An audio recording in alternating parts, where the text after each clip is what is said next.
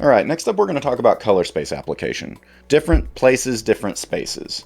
We use color spaces interchangeably inside compositing, especially in a modern like ACES-based, OCIO-based system. We have a few different spaces that we need to talk about and just understand the fundamentals of. The first is our native color space. The native color space is the space that the camera captures in. When we looked at that chromacity chart earlier, that's what we're talking about. Those are all the colors that can be captured in that space, and then you combine that with your transfer function.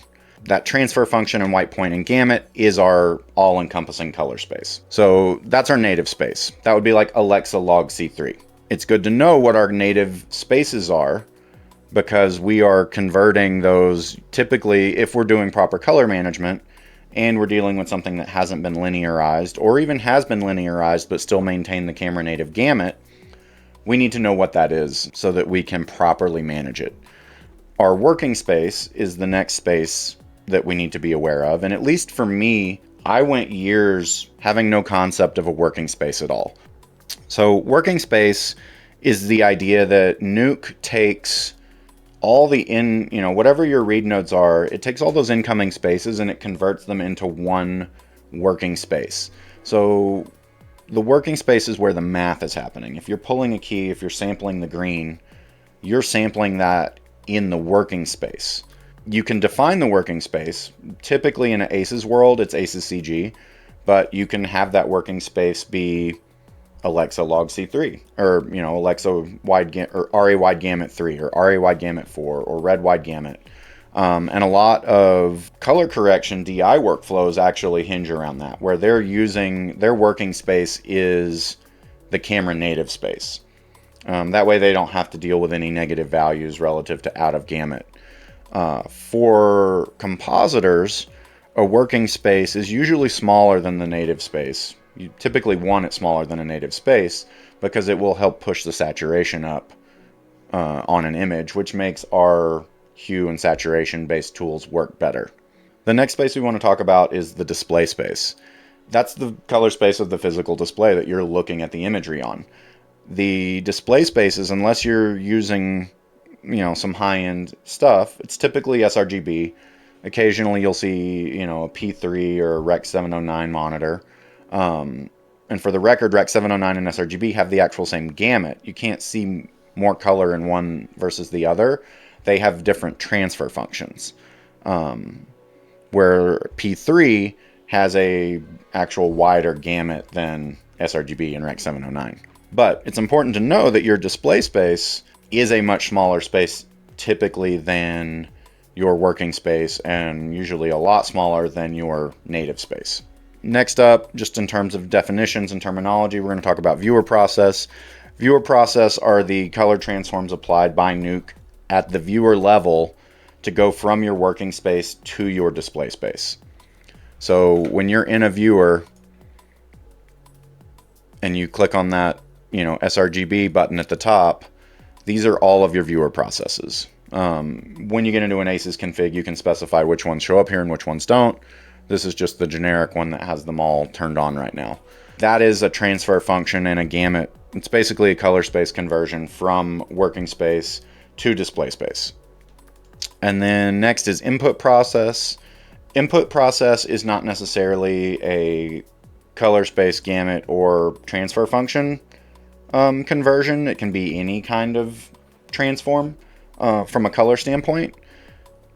So we do use that sometimes. You'll see that used in shops where they use an input process to affect the image prior to either going to the viewer process or sometimes in lieu of the viewer process.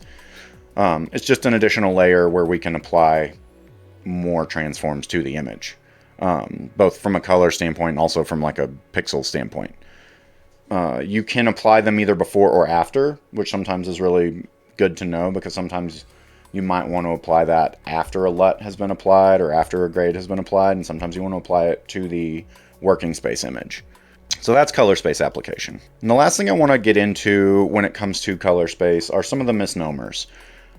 I know for me starting, this was always a thing, is you'd be having a conversation with somebody and it turns out you were talking about different things. The first thing is transfer function. transfer function is actually a pretty new term for me. I always called it either gamma or encoding or the curve. Depending on what application you're in, there's also different names for it. That's a fun thing. For gamut, I've heard it referenced as color space. I've heard it referenced as primaries. It just depends on where you are.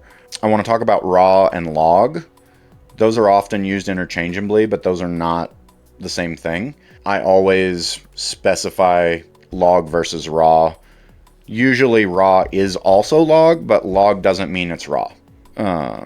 Always good to just know, because when they say, oh, the raw image, it's like, do you mean the actual camera native file that allows us to change white balance and change ISO prior to debayering? And if it's not, then that's not a raw file. That's just a log file. It's still in the camera native color space. And linear and log, this is a fun one that I've bumped into a couple times. I feel like maybe I don't hear it as much, but when I hear someone say linear image, what I interpret that as linearized, where logarithmic image has run through the transfer function and been linearized. I have heard it termed the other way, where specifically like a colorist will say, well, no, it's linear. And what they mean is they have logarithmic footage that they have loaded in using a linear color space setting. And so it looks flat. It looks desaturated. And that can get real confusing when you're saying, well, no, it's linear. And they're saying, yeah, so, XYZ. And it's like, no, that doesn't make sense. And it's because you're talking about different things. They're talking about an image that looks logarithmic in that it's very flat and desaturated. And, the comp side is talking about an image that is very sweet and looks like it ought to look, if you were standing there in real life. So just a heads up, if you are talking color outside of Pipe or out with other vendors, there are some differences in terminology, and it's good to know what those are. A really fun example is between Nuke and Resolve. Color space in Nuke historically meant just transfer function, especially if you were working in a Nuke default setting. In Resolve, color space means gamut. So here's Resolve. So they're talking about color space as the gamut, and they're talking about gamma as the transfer function, where academically color space is all encompassing and transfer function and gamut are subsets of that, just to make things fun. And in Nuke you can see here they're calling the color space knob is really just a transfer function. And you can actually see in later versions, eventually they're going to deprecate color space as the knob name. And now, at least label-wise, it's being referred to as input transform relative to the color. So just a couple gotchas with color space. It's good to just understand the components that make up a color space and what that is, because we do break that apart sometimes, and we'll get into that in later sessions.